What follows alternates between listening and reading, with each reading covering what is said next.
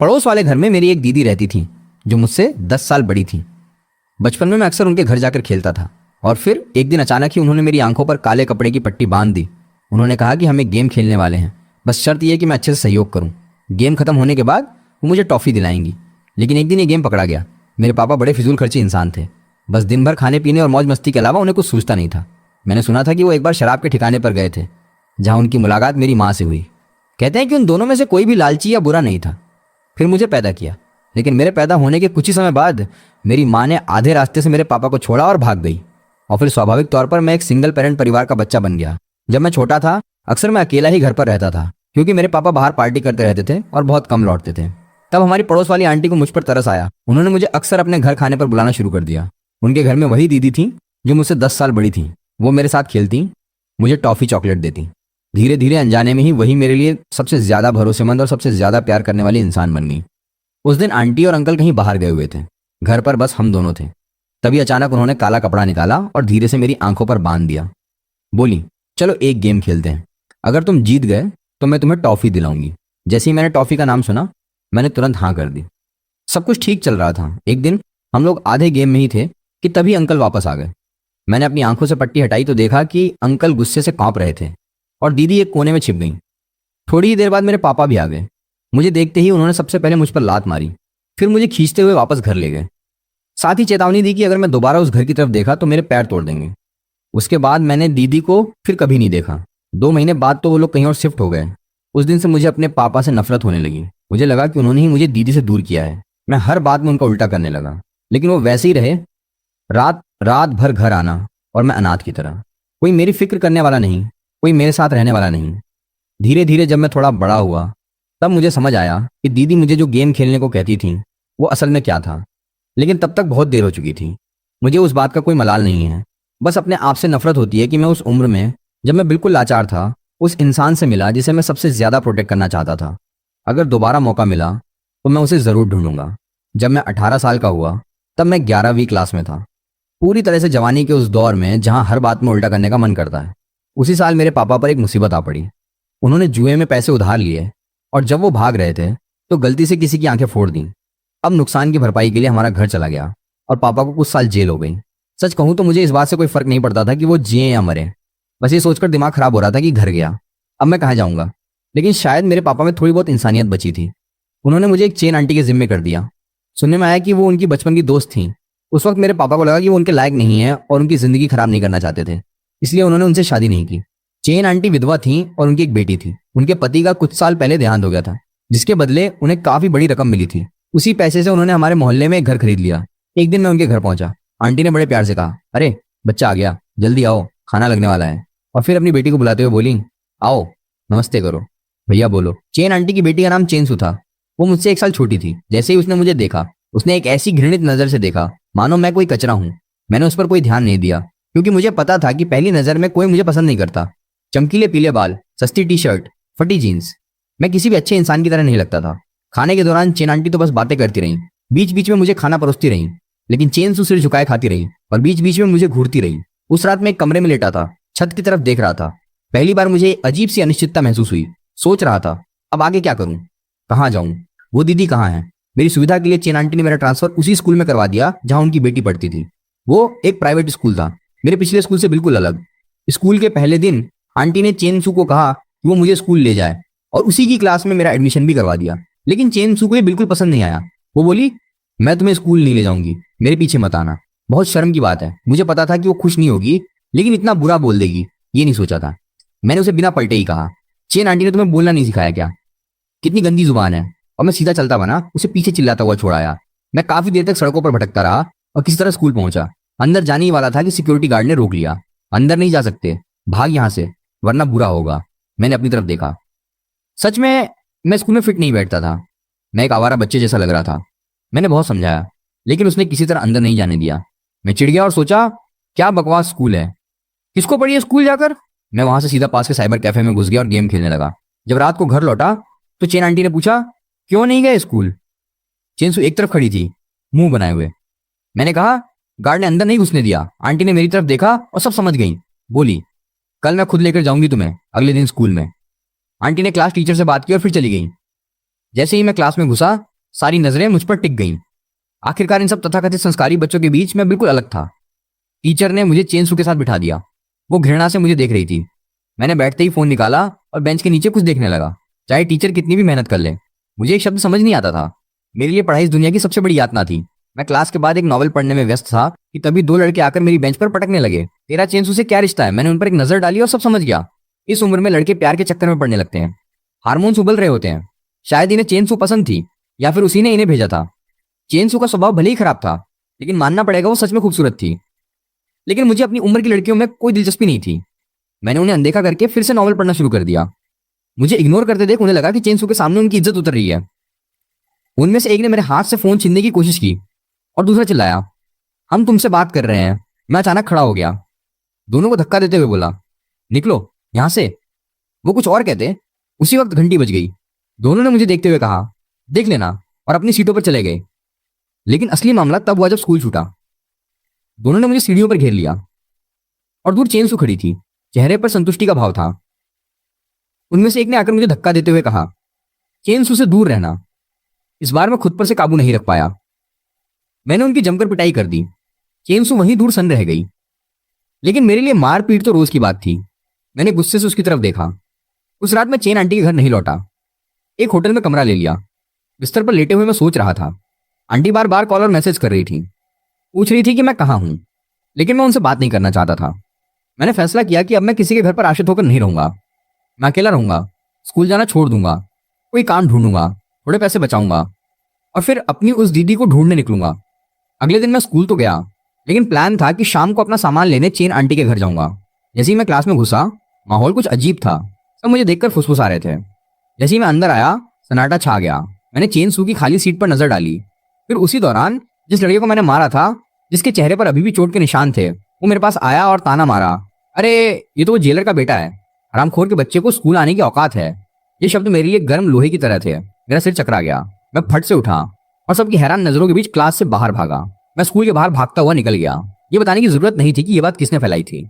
इस बार मैं सच में आग बबूला हो गया था। मेरे सिर में खून उबल रहा था। मैं सीधा चेन आंटी के घर की तरफ भागा। अंदर घुसा तो घर में सन्नाटा था। आंटी शायद बाहर गई थी। मैं सीधा चेनसू के बेडरूम के दरवाजे के पास गया। दरवाजा अंदर से बंद था। मैंने मुट्ठियों से पीटना शुरू कर दिया। धम धम धम चेनसू, बाहर निकल। अंदर से आवाज आई, क्या चाहिए तुझे? मैं चिल्लाया, तूने ही कहा ना, तूने ही बताया सबको कि मेरा बाप जेलर है। वो बोली, मैं कुछ नहीं जानती। तुझे क्या हो गया है? मैं गर्जा, बहाने मत बना। तेरे अलावा और कौन होगा? मैंने जोर से दरवाजे पर लात मारी। अंदर थोड़ी देर सन्नाटा रहा। फिर अचानक दरवाजा खुला। चेनसू ने सीधे मुंह पर कहा, हाँ। मैंने कहा, तो क्या हुआ?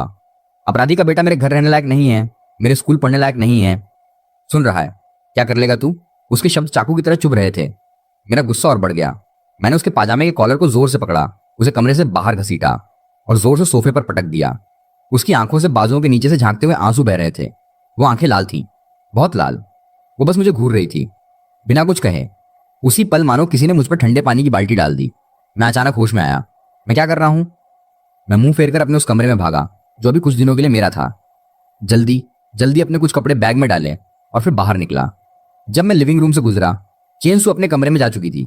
मैंने अपनी जेब से करीब 300 रुपए निकाले, जो कुछ दिनों के खाने पीने के पैसे थे, और टेबल पर रख दिए। फिर बिना पीछे देखे दरवाजा खोलकर चेन आंटी के घर से निकल गया। मैंने एक छोटा सा कमरा किराए पर ले लिया, जिसका किराया 600 रुपए प्रति महीना था। जल्द ही मुझे एक केटीवी में बतौर वेटर काम मिल गया। दिन की शिफ्ट में 100 रुपए, रात की शिफ्ट में 120 रुपए।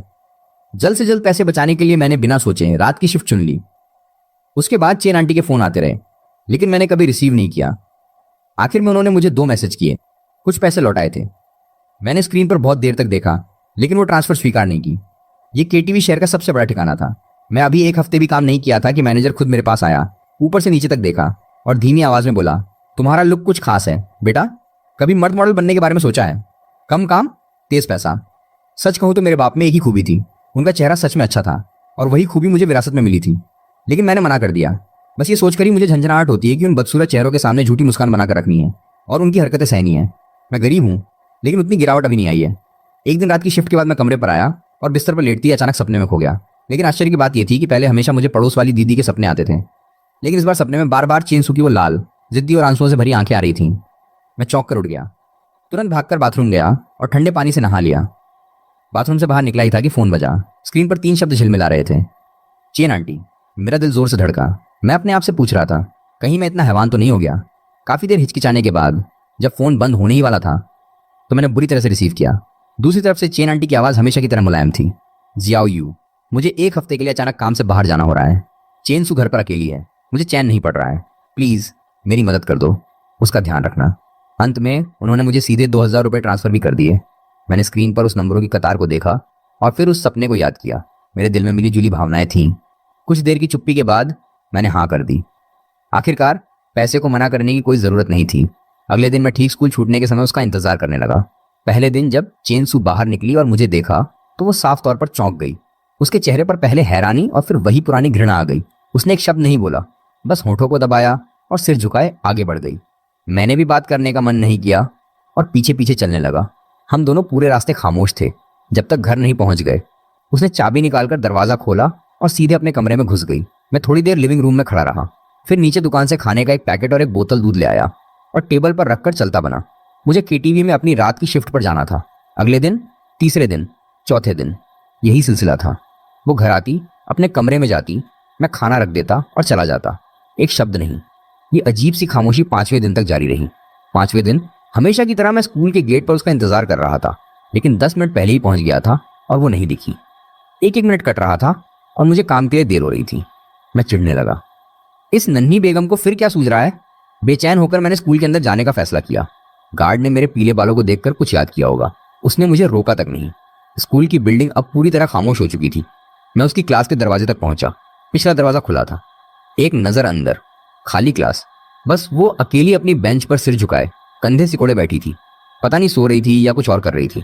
मैंने आवाज दी, ओए चेन सू, चल जल्दी कर, मुझे काम पर जाना है। मेरे पास तेरे साथ समय बर्बाद करने का टाइम नहीं है। जैसे ही उसने सुना कि मैं चिढ़ रहा हूँ, वो जल्दी से उठी, बैग टांगा और पिछले दिनों की तरह सिर झुकाए मेरी तरफ चल दी।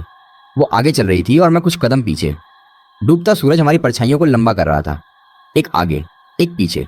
खामोशी ही इकलौती धुन थी। हम मुश्किल से स्कूल के गेट से बाहर निकले थे कि तभी मुसीबत आ खड़ी हुई। 3 लड़के जीन्स पहने, मुंह में सिगरेट लिए रास्ता रोक कर खड़े थे। उनमें से एक सरगना हाथ मलता हुआ चेनसू के पास आया। छोटी लड़की, स्कूल छूट गया, हम तुम्हें बहुत देर से वेट कर रहे थे, चल हमारे साथ थोड़ी देर ग्राउंड खेलते हैं। चेनसू डर गई, एकदम से सहम गई। उसका चेहरा पीला पड़ गया। बिना सोचे वो पीछे हटी और लगभग मुझसे टकरा गई। मैंने उसे पकड़कर अपने पीछे खड़ा कर दिया और उन बदमाशों के बीच में आ गया। गंभीर चेहरे के साथ बोला, निकलो यहाँ से। पास के 2 बदमाश गालियां देते हुए आगे बढ़े। हमारा सरदार इस लड़की पर अपनी नजर रखता है, ये इसका सौभाग्य है। जल्दी निकल यहाँ से, मैंने धीरज से कहा। आखिरी बार कह रहा हूँ, निकलो। वो बोले, आप कौन होते हैं, किनारे हट जाओ। बस फिर क्या था। उसी पल एक बदमाश ने गाली देते हुए मुझ पर मुक्का झोंक दिया। मैं एक कदम बाजू हटकर बच गया और उसी गति में उसका हाथ पकड़ लिया। दूसरे हाथ से मैंने अपना फोन मजबूती से थामा और उसकी नाक पर पूरी ताकत से मारा। एक चीख के साथ वो सीधा नीचे बैठ गया। बचे हुए 2 बदमाश ये देखकर साफ डर गए। उन्होंने धमकी देते हुए कहा, बस देख लेना, और अपने घायल साथी को लेकर भाग निकले। मैंने गहरी सांस ली। चेनसू, जो अभी भी डरी हुई और सुन्न होकर कौंप रही थी, उसकी कलाई पकड़ी और हम चल दिए। हम रिहायशी इलाके तक पहुंचे। मैंने उसकी कलाई छोड़ दी। पूछा, इतने दिन तुम बाहर क्यों नहीं निकली? गेट पर वही लोग थे ना। उसने सिर नहीं उठाया। अपनी उंगलियों से घबराकर कपड़े के किनारे से खेल रही थी। धीरे से नाक से हूं क्या? मैंने कहा, अगली बार ऐसा कुछ हो तो मुझे सीधे बता देना, नहीं तो तुम अकेले, सच में ऐसे सिमट कर रहने से क्या होता है? वो फुसफुसाई, ठीक है। मैंने कहा, ठीक है, जल्दी ऊपर जाओ। उसने धीरे से कहा, थैंक यू। मैंने मुंह फेर लिया और बिना पीछे देखे बड़े बड़े कदमों से रिहायशी इलाके से बाहर निकल गया। लगा जैसे मेरी पीठ पर बहुत देर तक नजरें टिकी रहीं, शायद उस दिन के डर की वजह से। अगले 2 दिनों में चेनसू वैसी नहीं रही जैसी पहले हुआ करती थी। पहले वो अकेले आगे चलती थी और जानबूझकर मुझसे दूरी बनाकर रखती थी, लेकिन अब वो मेरे बिल्कुल करीब चलने लगी। कभी कभी अगर कोई लड़का उसे ज्यादा देखता तो वो बिना सोचे मेरे और करीब आ जाती। ये बदलाव मुझे थोड़ा अजीब लगा, लेकिन मैंने कुछ नहीं कहा। आखिरकार मैंने चेन आंटी से वादा किया था कि जब तक वो सलामत घर नहीं पहुंच जाती, मैं उसे अकेला नहीं छोड़ूंगा। अभी भी हम ज्यादा बातें नहीं करते थे, लेकिन पहले वाला वो स्पष्ट तनाव काफी हद तक कम हो गया था। मैं सोच रहा था कि इस हफ्ते के बाद मैं मैनेजर से कहकर अपनी शिफ्ट दिन की कर लूंगा। भले ही रात की शिफ्ट थोड़ी ज्यादा पैसे देती है। लगातार उल्टे सीधे समय में काम करना मेरे बदन पर भारी पड़ने लगा था। रविवार रात को जब मैं अपनी आखिरी रात की शिफ्ट में जाने के लिए तैयार हो रहा था, मेरा फोन बजा। चेन आंटी का मैसेज था, जियाओ यू, आंटी वापस आ गई है। इन दिनों का बहुत बहुत शुक्रिया, तुमने बहुत मेहनत की। कल रात को खाने पर आ जाना, आंटी कुछ अच्छा बनाएगी। मैंने स्क्रीन पर देखा, मेरी उंगलियां कीपैड पर टिकी रहीं। मेरा पहला रिएक्शन था मना कर दूं। मैं तो अलग रहने लगा था। वहाँ खाने पर जाने का क्या मतलब था? थोड़ी शर्म की बात थी, लेकिन सोचा मैंने वो 2000 रुपये तो ले लिए थे और काम भी खत्म कर दिया था। शिष्टाचार के तौर पर जाकर एक बार सलाम करना और बातें साफ करना सही रहेगा। साथ ही बहुत दिनों से मैंने ठीक से खाना नहीं खाया था। आखिर में मैंने हाँ कर दी। सोमवार की रात तय समय पर मैंने चेन आंटी के घर का दरवाज़ा खटखटाया। दरवाज़ा खुला तो मैं लगभग पहचान ही नहीं पाया। चेन आंटी ने बैंगनी रंग का सिल्क का आईपीओ पहन रखा था, हल्का सा मेकअप किया था। एक झलक देखकर मैं थोड़ा दंग रह गया। मेरा गला बिना सोचे हिल गया। तब तक आंटी ने मुस्कुराकर मुझे अंदर बुलाया, आओ बेटा बैठो। मैं संभल गया और लिविंग रूम में गया। वहां चेनसू को देखकर मैं फिर से चौंक गया। उसने अपना स्कूल यूनिफॉर्म या घर के कपड़े नहीं पहने थे, बल्कि एक सफेद ड्रेस पहनी थी। उसके बाल कंधों पर आकर गिर रहे थे। वो हमेशा की तरह चुभने वाली नहीं, बल्कि ताजी और जवानी से भरपूर लग रही थी। उसने मुझ पर एक नजर डाली और फिर जल्दी से सिर झुका लिया। उसकी उंगलियां अनाड़ीपन से उसकी गोद पर टिक गईं। उसके कान हल्के लाल हो गए। खाने की मेज पर माहौल थोड़ा अजीब और तनावपूर्ण था, लेकिन उससे कहीं बेहतर था जो मैंने सोचा था। चेनसू चुपचाप खा रही थी, हालांकि वो पहले की तरह मुंह नहीं फुला रही थी या घृणा से नहीं देख रही थी। आंटी बार बार मुझे खाना परोस रही थी, फिक्र से मेरे भविष्य के बारे में पूछ रही थी और मुझे वापस उनके साथ रहने और पढ़ाई जारी रखने के लिए मना रही थी। जियाओ यू वापस यहीं रह लें, आंटी स्कूल से बात करेगी या तू पढ़ना चाहेगा। वो धीरे से समझा रही थी, तू अभी बहुत छोटा है, यूं काम करते करते हमेशा नहीं चल सकता। मैं चावल के दानों से खेलते हुए हाँ नहीं कर रहा था। आपने बहुत मेहरबानी की आंटी, मैं अब ठीक हूं। स्कूल का रास्ता मेरे बस का नहीं है। उन्होंने पूछा, तो फिर तेरा क्या प्लान है? मैंने कहा, पहले काम करूंगा, थोड़े पैसे बचाऊंगा। मैंने रुककर तुरंत झूठ बोला, फिर देखूंगा कोई छोटी मोटी दुकान खोल लूंगा। चेन आंटी ने मेरी तरफ देखा और आखिर में बस एक हल्की सी सेंस ली। उन्होंने जोर नहीं किया, बस एक और प्लेट में खाना डालते हुए कहा, तो फिर कम से कम खाने पर तो आते रहा कर, ठीक है? चेन सू का भी साथ हो जाएगा, वो भी अकेले बोर होती है। मैंने स्पष्ट रूप से सिर हिला दिया। ये खाना इसी बाहरी शांति, लेकिन अंदर ही अंदर कई बातों के दबाव के बीच खत्म हुआ। मैंने केटीवी वाली नौकरी छोड़ दी। एक रात की शिफ्ट में बहुत शोर था। जब मैं फलों की ट्रे लेकर उस वीआईपी रूम में घुसा तो मुझे उम्मीद नहीं थी कि वहां वही 3 बदमाश होंगे। उन्होंने भी मुझे पहचान लिया। वो सरगना, जिसकी नाक पर अभी भी एक बेतुकी सी पट्टी लगी थी, जैसे ही मुझे देखा पहले तो चौंका, फिर अचानक शराब की बोतल फेंक कर खड़ा हो गया और उंगली उठाकर चिल्लाया, तू ही था? मेरा दिल बैठ गया। मैं जान गया था कि आज रात बुरी तरह से खत्म होने वाली है। इससे पहले कि मैं बाहर निकलता, उन लोगों ने नई आई बियर की पेटी को जानबूझकर फर्श पर पटक दिया। कांच के टुकड़े और शराब बिखर गए। जब मैनेजर ने मुझे अंदर साफ करने भेजा तो वो सरगना सोफे पर लेटा हुआ था और मुझे उकसाने वाली मुस्कान देख रहा था। मैंने अपना गुस्सा पी लिया, सिर झुकाकर उस गंदगी को साफ करने लगा। जैसे ही मैं झुका, किसी ने जोर से मेरी पीठ पर पैर रख दिया। छिए, पिछली बार तू बहुत अच्छा लड़ता था ना। मैं फट से उठा। हाथ में एक टूटी हुई बोतल का टुकड़ा था और मैंने उसे घोंप दिया। वीआईपी रूम तुरंत अफरा तफरी में बदल गया।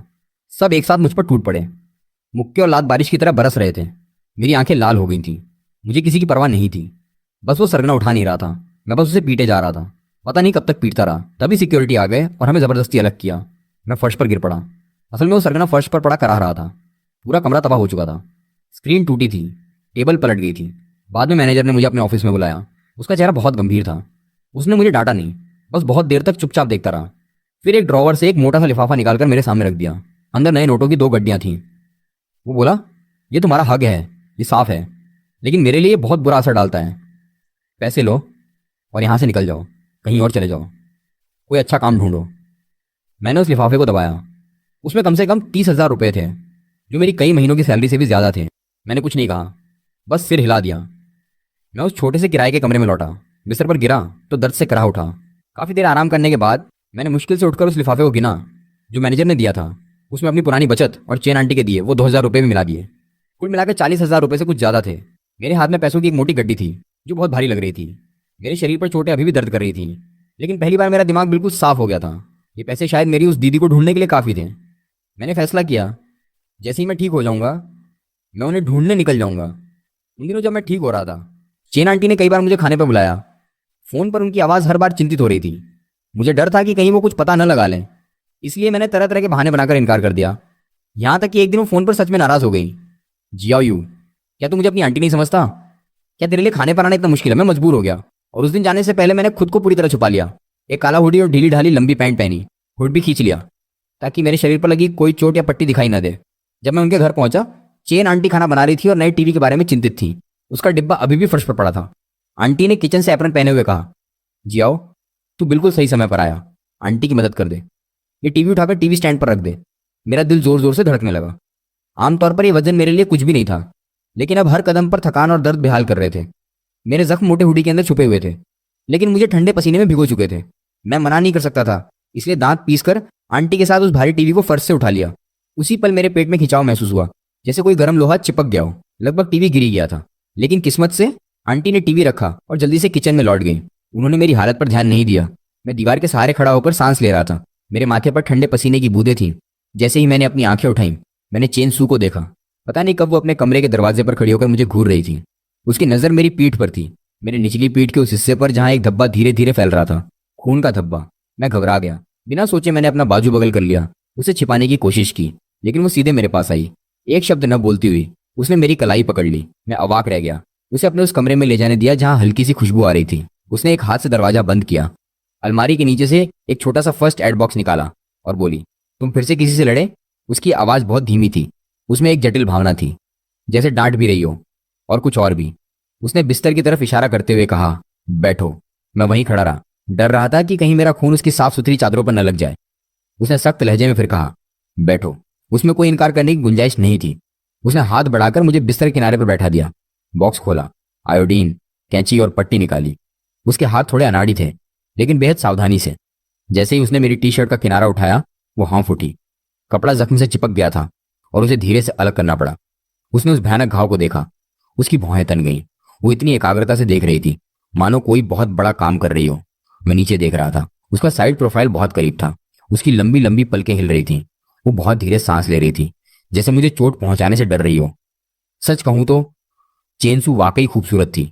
उसकी त्वचा इतनी गोरी थी कि लगभग पारदर्शी लगती थी, और इस वक्त उसका यह ध्यान से काम करने वाला और थोड़ा सहानुभूति भरा अंदाज उसके पुराने उस अंदरूनी जिद्दी और चुभने वाले स्वभाव से कहीं ज्यादा अच्छा लग रहा था।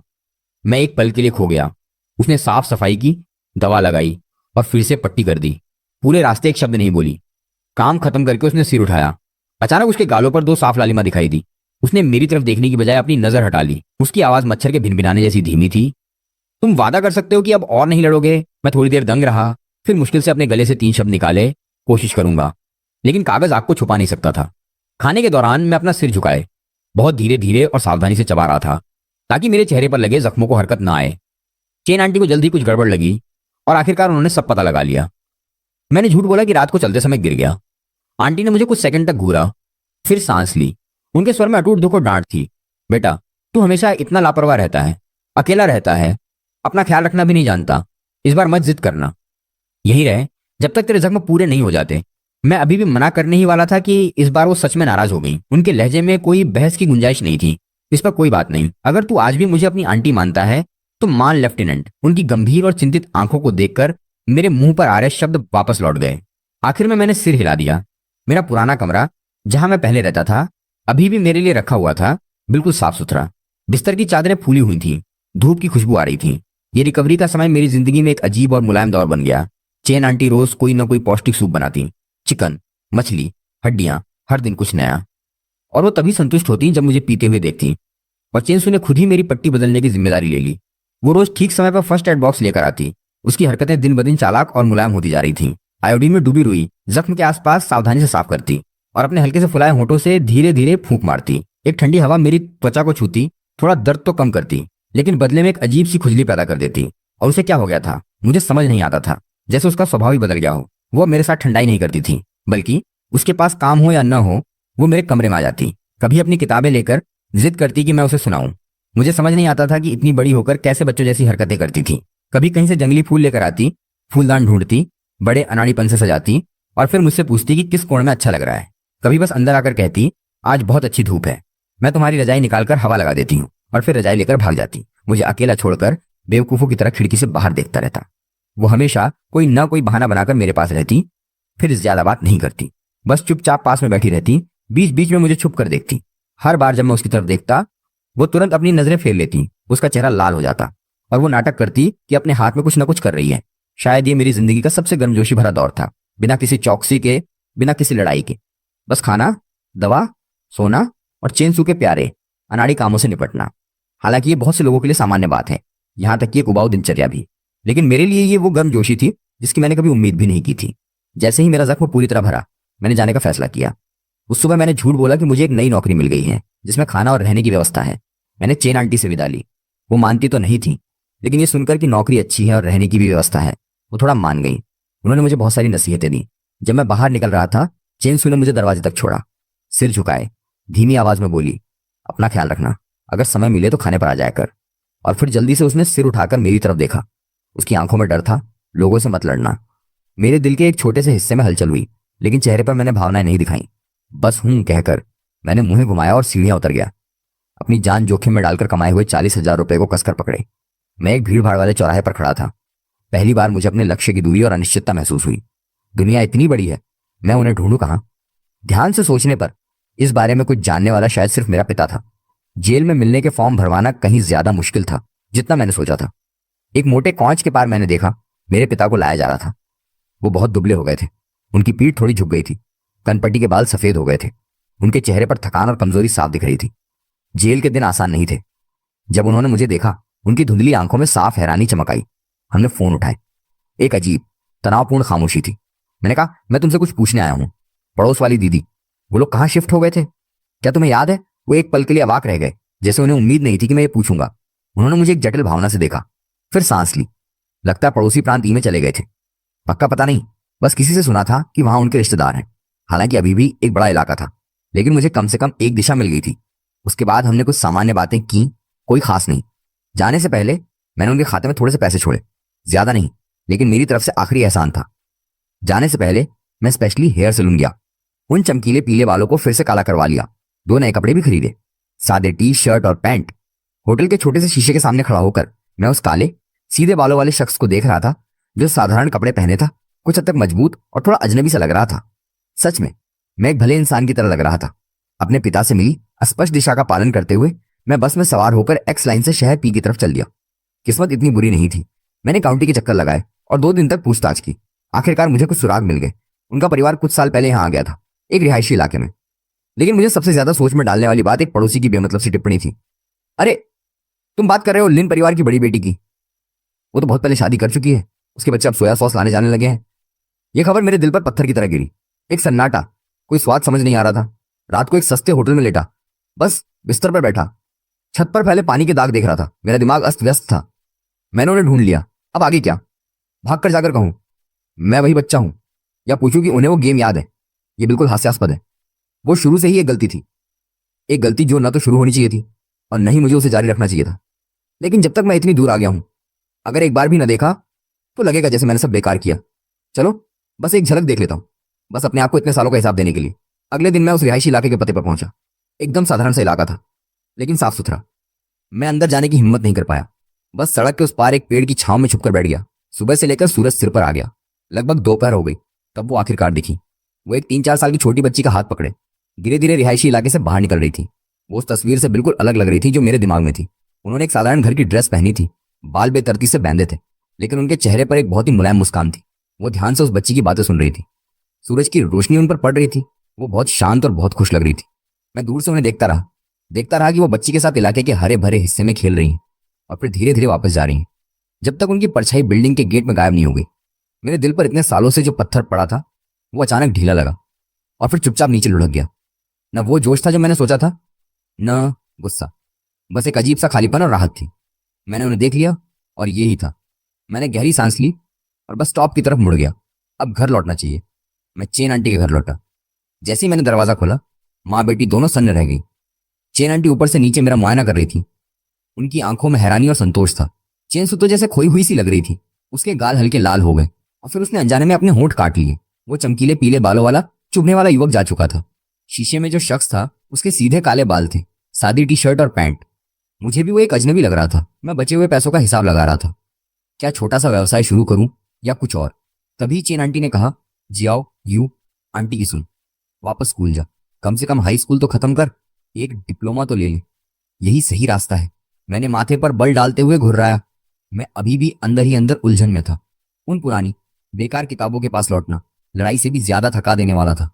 तभी अप्रत्याशित रूप से चेन सू भी पास आकर धीरे से बोली, वापस स्कूल जाओ, उसने चमकती आंखों से मुझे देखा, थोड़ी सी उम्मीद के साथ। उन दोनों को देखकर मैंने अचानक सोचा, शायद कोशिश करना इतना बुरा नहीं होगा। आखिर में मैंने सांस ली और सिर हिला दिया। ठीक है, आप लोग जैसा कहो। सच में चेन सू की आंखें तुरंत जगमगा उठी। उसके होठों के कोने बिना रुके ऊपर उठ गए। वो पूरी तरह निखर गई। तो मैं फिर से स्कूल लौट आया। रोज रोज किताबों से सिर फोड़ना, सुबह जाना और शाम को वापस आना। लेकिन ये सब पहले से बिल्कुल अलग था। अब हर दिन स्कूल आते जाते चेन सू अब आगे आगे नहीं चलती थी, बल्कि मेरे बिल्कुल बगल में, इतनी करीब कि हमारे बाजू कभी कभी छू जाते। क्लास में कभी कभी मुझे लगता कि कोई एक तरफ से मुझे देख रहा है। जब मैं सिर घुमाता तो पाता कि वही है, बिना किसी वजह अपने आप मुस्कुरा रही है। उसकी आंखों में चमक है। मैं धीमी आवाज में कहता, क्या देख रही हो पगली? और उसके माथे पर एक उंगली से हल्का सा मारता। वो तुरंत होश में आती। उसके गालों पर लाली छा जाती। शर्म और चिढ़ से वो मेरे बाजू पर एक मुक्का मारती, जोर से नहीं, बल्कि जैसे गुदगुदी कर रही हो। वो बोलती, तेरा कोई बाप नहीं, और फिर जल्दी से मुंह घुमाकर नाटक करती कि किताब पढ़ रही है। एक दिन छुट्टी के दिन चेन सू हिचकिचाते हुए मेरे पास आई और पूछा कि क्या मैं उसके साथ बाहर घूमने चलूंगा। ये पहली बार था जब किसी लड़की ने मुझे बाहर जाने को कहा था। मुझे एक अजीब सी अनुभूति हुई जिसे मैं बयान नहीं कर सकता। वैसे भी मेरे पास करने को कुछ नहीं था, इसलिए मैंने हाँ कर दी। वो सारी सुबह अपने कमरे में सजती धजती रही। जब वो बाहर निकली तो मैं एक पल के लिए चकाचौंध हो गया। उसने एक बहुत ही सादा स्किन कलर की ड्रेस पहनी थी। बड़े ध्यान से बाल बनाए थे। उसके चेहरे पर एक शर्मीली लेकिन उम्मीद से भरी मुस्कान थी। उसने तुरंत मेरा हाथ पकड़ा और बाहर चल दी। चलो चलो, क्या देख रहे हो? सच कहूं तो किसी लड़की के साथ शॉपिंग करना मेरी जिंदगी की सबसे थकाने वाली चीजों में से एक था। चेन सू की ऊर्जा डरावनी थी। वो एक दुकान से दूसरे दुकान में भागती और ऊपर से जिद करती कि मैं बिल्कुल उसके पास चिपका रहूं और उसे मेरी राय दूं। मैं बस कोई जगह ढूंढ कर लेट जाना चाहता था। आखिरकार खाने का समय हुआ। वो स्ट्रॉ चूसते हुए बोली, आज दोपहर बाद कहाँ चलना चाहते हो? मैं अवाक रह गया। पहले मैं अपनी छुट्टी के दिन लड़ाई करता था या साइबर कैफे में बैठता था, कहाँ जाता था, लेकिन मैं उसे साइबर कैफे में सिगरेट के धुएं के बीच नहीं ले जा सकता था, है ना? तभी मुझे सड़क पर लगा एक्वेरियम का विज्ञापन याद आया। वो चमकीला नीला था, कुछ नया और अलग लग रहा था। साथ ही मैं खुद भी कभी वहां नहीं गया था। हम एक्वेरियम गए, बिल्कुल विज्ञापन जैसा, अंदर बहुत बड़ा और सुंदर था। नीली रोशनी पानी की लहरों में झूल रही थी। तरह तरह की मछलियां इधर उधर तैर रही थी। चेन सू को अपनी आंखों पर भरोसा नहीं हो रहा था। उत्तेजना में वो मेरी कलाई पकड़कर एक टैंक से दूसरे टैंक तक दौड़ती रही। डॉल्फिन के शो के दौरान भी वो बातें करती रही, लेकिन मुझे लगातार महसूस हो रहा था कि कोई मुझे देख रहा है। सिर घुमाया तो वही थी, बेवकूफों की तरह मुस्कुरा रही थी। मैंने पूछा, इतना क्यों देख रही हो? वो मुस्कुराते हुए, आंखें मिचकाते हुए बोली, तुझे नहीं बताना। फिर करीब आकर धीमी आवाज में बोली, आज रात मेरे साथ एक और फिल्म देखने चलोगे प्लीज? मैंने कहा, ठीक है। अंत में उसने एक रोमांटिक फिल्म चुन ली। मुझे इस तू मैं वाली फिल्मों से बिल्कुल कोई दिलचस्पी नहीं थी। थोड़ी देर में मैं सीट के सहारे लेटकर सो गया। नींद में मुझे अपने हाथ के पीछे कुछ गर्म और मुलायम छूता हुआ महसूस हुआ। मैंने आंख खोली तो देखा चेन सू का हाथ धीरे से मेरे हाथ पर था। उसने अपना सिर बगल में घुमा रखा था और फिर से उसी अंदाज में मुझे देख रही थी। उसकी आंखें एक्वेरियम की सबसे साफ लहरों की तरह चमक रही थी। हवा अचानक थोड़ी घनी हो गई। आसपास की सारी आवाजें धुंधली हो गई। उसके गाल लाल थे। उसने पलकें झपकाई और अचानक हिम्मत जुटाते हुए फिर तुरंत पीछे हट गई। हालांकि उसके कानों की लाली उसके घबराहट को छुपा नहीं पा रही थी। मैं बिल्कुल अवाक खड़ा रहा। उस गर्म नम एहसास को मैं अपने होठों पर महसूस कर रहा था, जैसे कोई परी मेरे दिल को गुदगुदा रही हो। एक अजीब सी, थोड़ी अद्भुत सी अनुभूति। जब हम इलाके के पास वाले पार्क में पहुंचे तो उसने अचानक मुझे एक बेंच पर घसीट लिया। उसने सिर झुकाया। उसकी आवाज मच्छर की तरह धीमी थी, मुझे माफ कर देना, मैंने उस समय सही नहीं किया था। मैंने पूछा, किस लिए? वो बोली, स्कूल में जब मैंने तुम्हारे पिता के बारे में कहा था, मैं बहुत बुरी थी उस दिन। उसकी आवाज में पछतावा था। मुझे अचानक थोड़ी अजीबता महसूस हुई। मैंने अपने बाल खुजलाते हुए कहा, उस बात ने मुझे गुस्सा दिलाया था।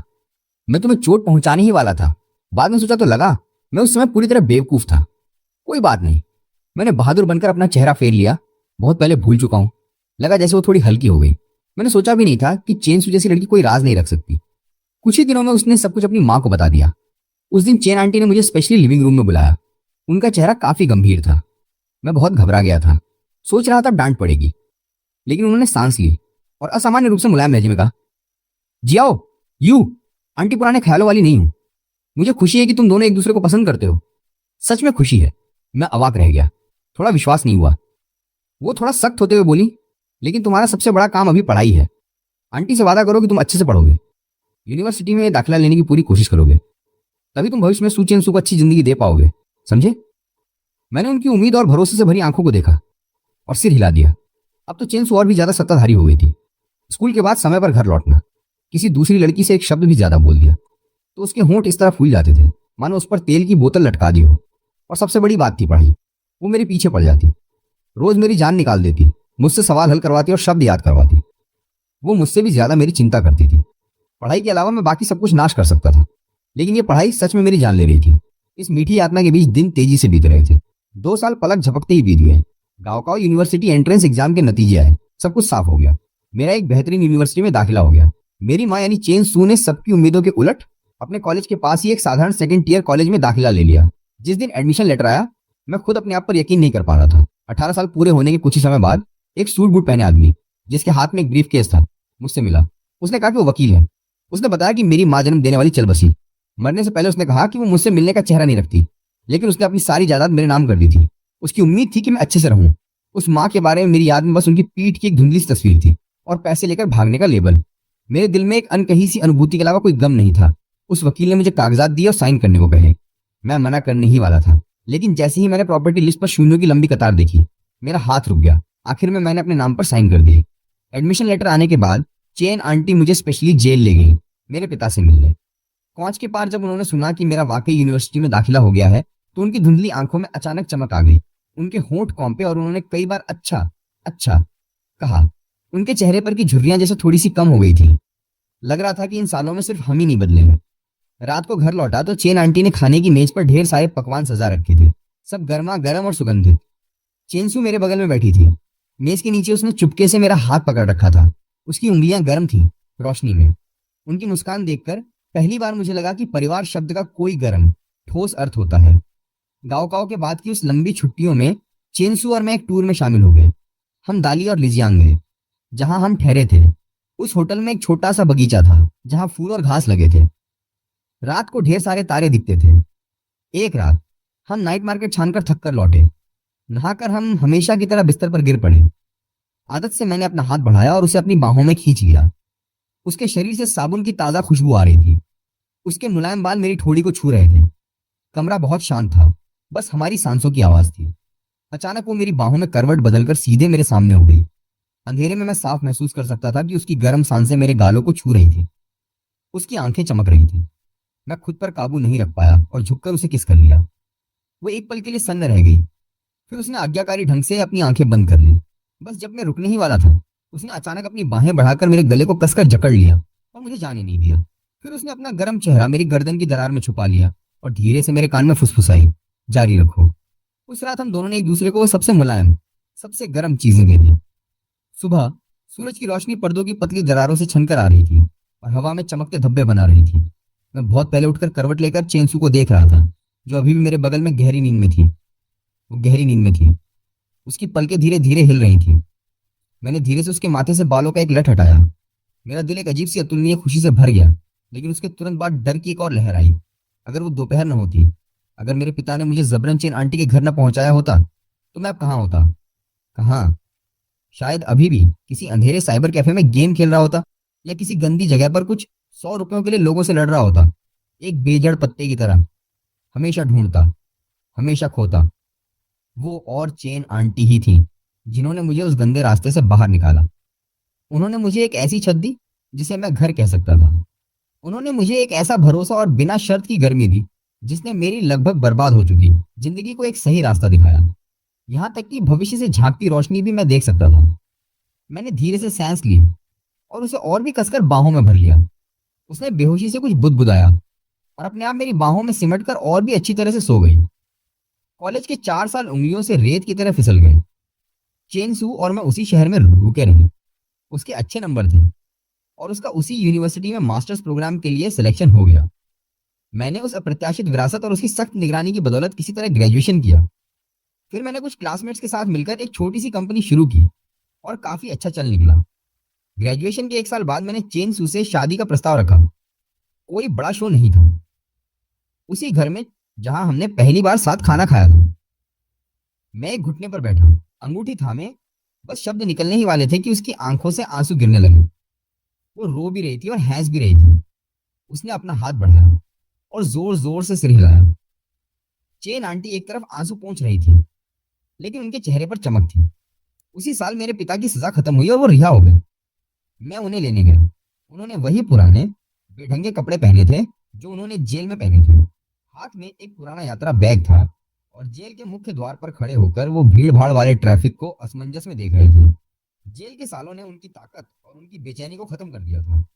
उनकी पीठ थोड़ी झुक गई थी और उनकी आंखों में एक शर्म और थकान थी जो मैंने पहले कभी नहीं देखी थी।